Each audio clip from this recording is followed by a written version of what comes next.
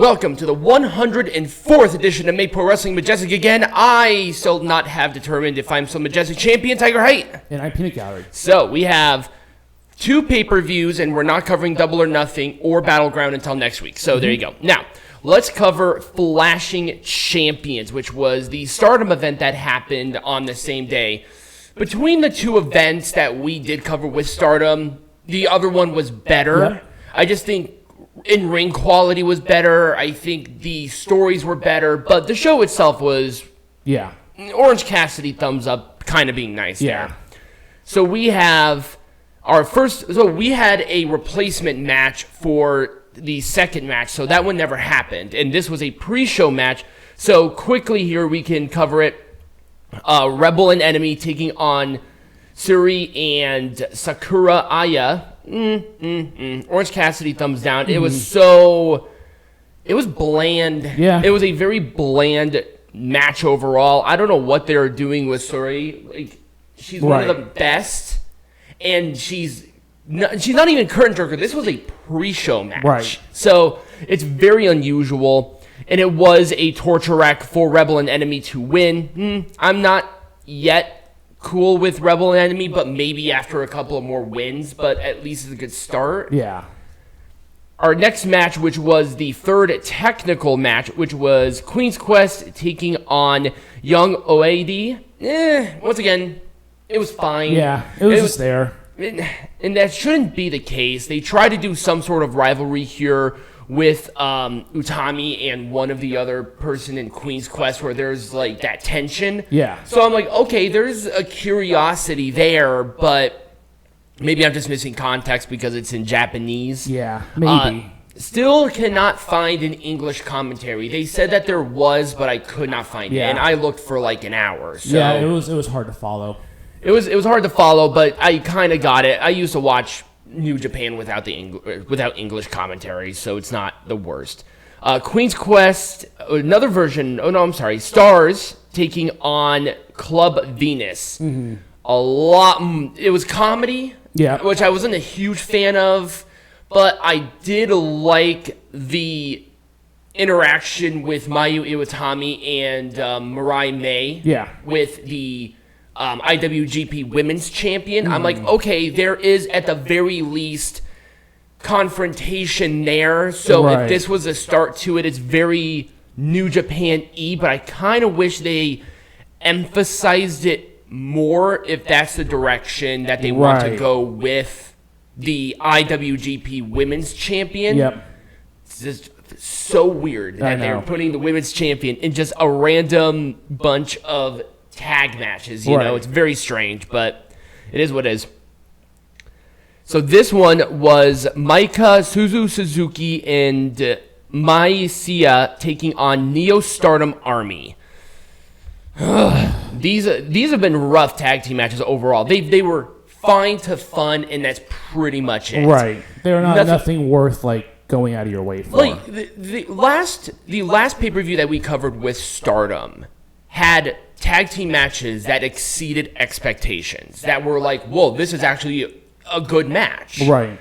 But nothing here got to that point. Right. And I think that's sort of why the show fell flat, because there were so many of these matches. Right. Where I'm like, I'm expecting more title matches. I'm expecting something more than this, you know? Right. But, c'est la vie. The match itself, it was fine. This was the best of the multi-person matches that weren't title matches. Yeah. So I can give it credit there. And it was just a random dropkick for Team Suzuki to win. Fine. Orange Cassidy thumbs down, being nice.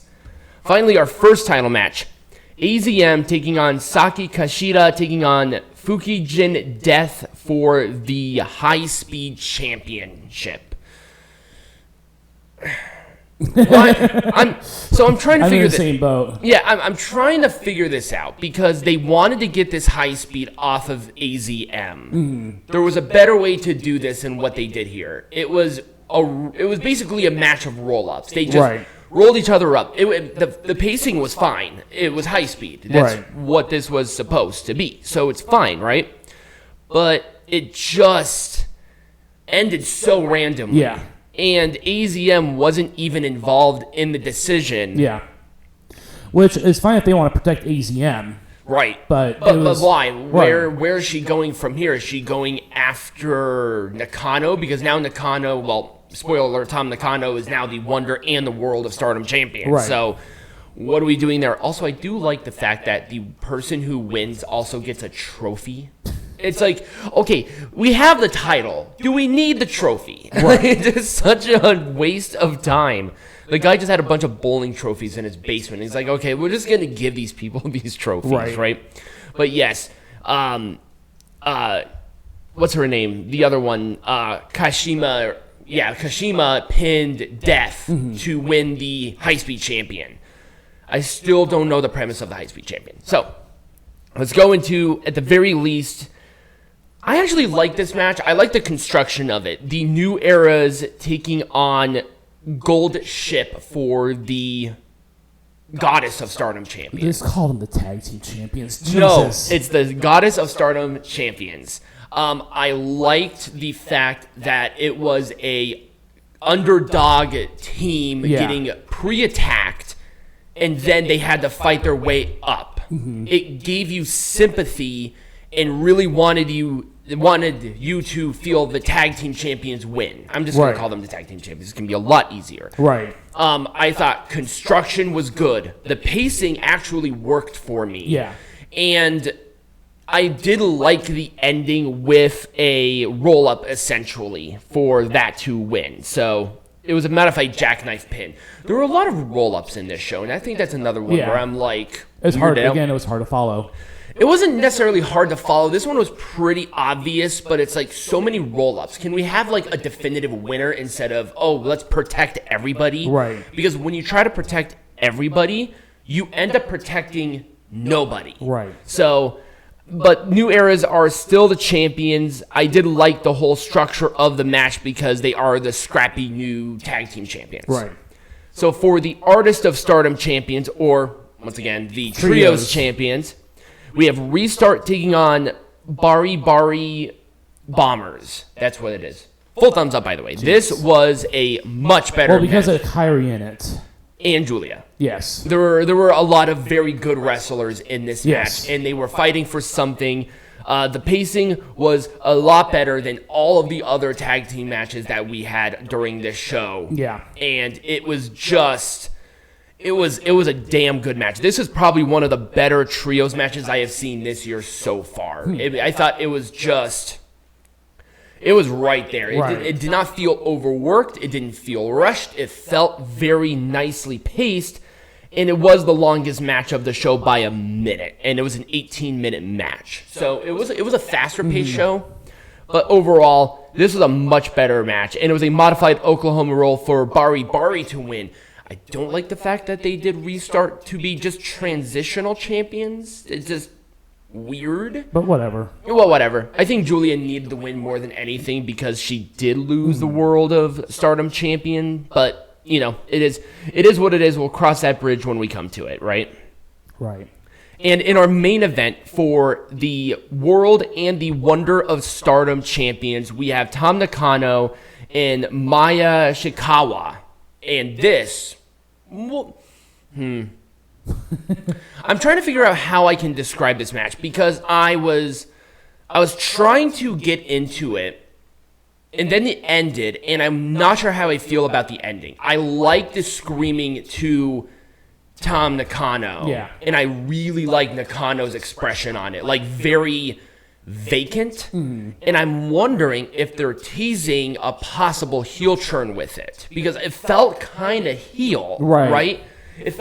She felt like fuck you, right? And it's like, okay, now I'm starting to, you're piquing my curiosity here. Continue with maybe a heel Nakano, and I might be very, very interested. Right.